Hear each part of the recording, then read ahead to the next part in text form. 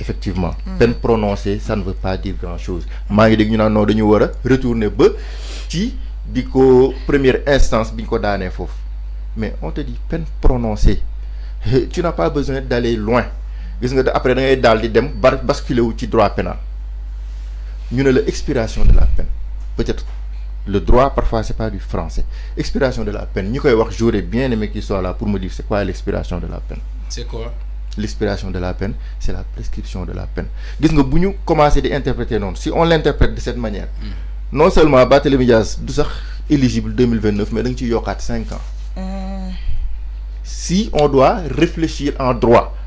maanaam dañu ne la xaaral ma lire la voilà je pense que j'avais pris la peine d'amener l'article L29 mais droit grave na de moo tax boo ci wax dañ koy am lu la leer en fait. dañ koy gën a dugal quand on évoque ça dañ koy dugal mais duñ ko dimbali.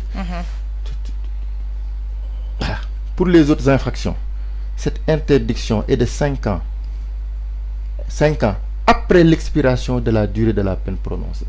il faut se focaliser sur c'est quoi expiration de la durée de la peine. Expiration de la durée de la peine faut ko dégg moo tax ñu may dégg ñu naan non première instance mooy peut-être dañoo xamul moo tax ñu koy wax. Expiration de la durée de la peine faut que dégg mooy la prescription de la peine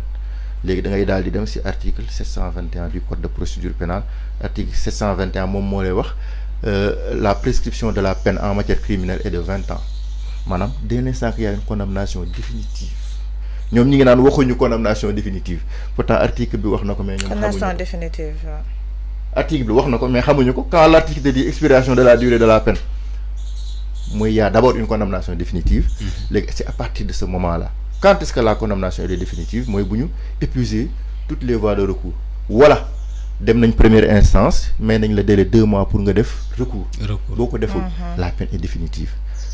la peine ne peut pas expirer tant que la condamnation n'est pas définitive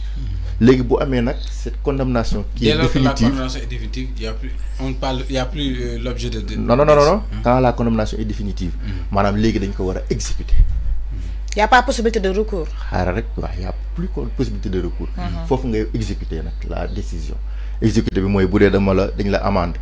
nga fay bu dee dañ la war a tëj ñu daal di lay tëj léegi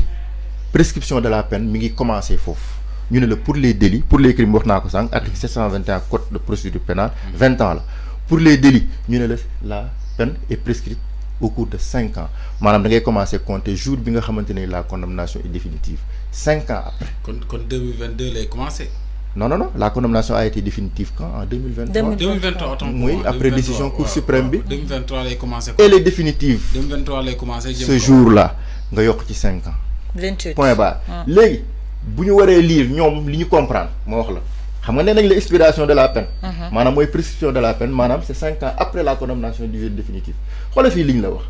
pour les autres infractions cette interdiction est de 5 ans après l'expiration de la peine xaw ma ndax yaa ngi comprendre li may wax 5 ans après maanaam peine bi expiré na 5 ans lay expiré ñu ne léegi c'est après cette expiration que ngay lay toogaat 5 ans après bu dee ñoom maanaam li ñuy wax xam nga man par exemple du ma ko interpréter noonu. bu weesoo 5 ans yee dafay toogaat yeneen 5 ans. bu dee dama topp seen logique ñoom. li ñuy wax mais maanaam lii man damay jël esprit de la loi nag maanaam damay jël rek à partir de la condamnation définitive. mais soo waxee loolu 10 ans kon 10 ans. day doon 10 ans vous voyez un peu. mais damay jël esprit de la loi. l'esprit de la loi dama koy recherche ci code électoral bi nga xam ne mooy article L29 bi mu ne ma rek dama bëgg l'interdiction mu nekk 5 ans donc dama koy jàppal 5 ans à partir de la condamnation définitive. mais bu ñu toppee seen logique laa waxuma loolu la bu ñu toppee seen logique ça c'est concernant un délit pas concernant un bu dee crime moom c'est 20 ans mais c'est définitif quoi bu dee nag interdiction bi c'est définition yoo xamante ni dégg naa ñu ne waroon nañ ko ci mën a révoquer alors que c'est pas possible 135 code général des collectivités territoriales mënoo ko ci révoquer c'est pas possible léegi li ngay mën a indi mooy cas d'inéligibilité maanaam 277 comme ni ñu ko waxee sànq nga ne voilà il est inéligible parce que article L29 du code électoral moom moo ko prévoir dafa inéligible moo tax ñu war ko dindi par le biais de l'article 277 loolu la ñu teg mais on sait jamais il y a des interprétations possibles bu xoolee article L31 du code électoral dafa ne la cay droit lan la wax mu ne n'empêche pas l'inscription sur les listes électorales les condamnations pour délit d'imprudence hors le cas de délit de fuite concomitant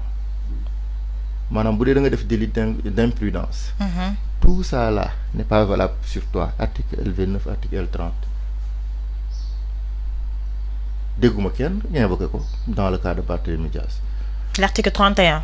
L'article L31. L31, ok. N'empêche pas l'inscription sur les listes électorales. Parce que si vous L29, ne doit pas être inscrit sur les listes électorales. L'ol motax do inéligible. L31 n'empêche pas l'inscription. N'empêche pas l'inscription sur les listes électorales. Les condamnations pour délit d'imprudence. Faut l'air, non? Xam nga lan moy délit d'imprudence. Est-ce que ces sortes là sont politiques aussi? Est-ce que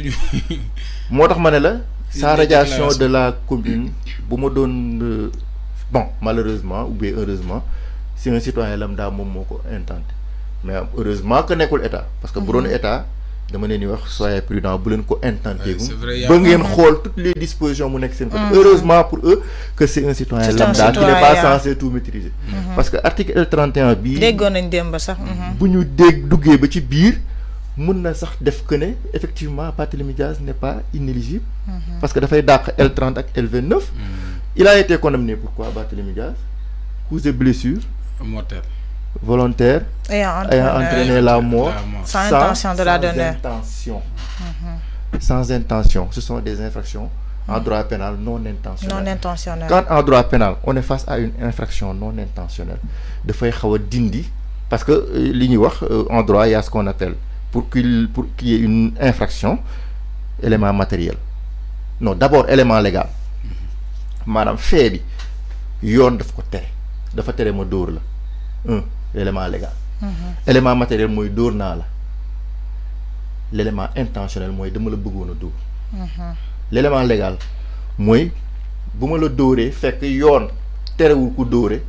yaa am na lu manqué kon kenn mënu ma ci jàpp mais yoon tere na ko dóore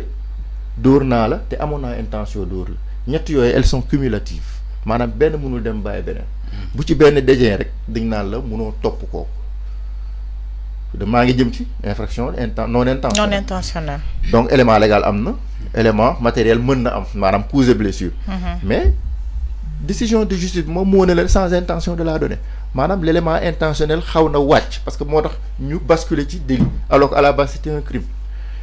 alors que article L31 nee na la pour les délits d'imprudence en conclusion waruñu ko topp voilà lay wax moo tax ma ne la ça paraît simple alors que c'est pas simple waruñu ko génne je vais pas être absolutiste pour dire que waruñu ko topp mais je pose la question au niveau de la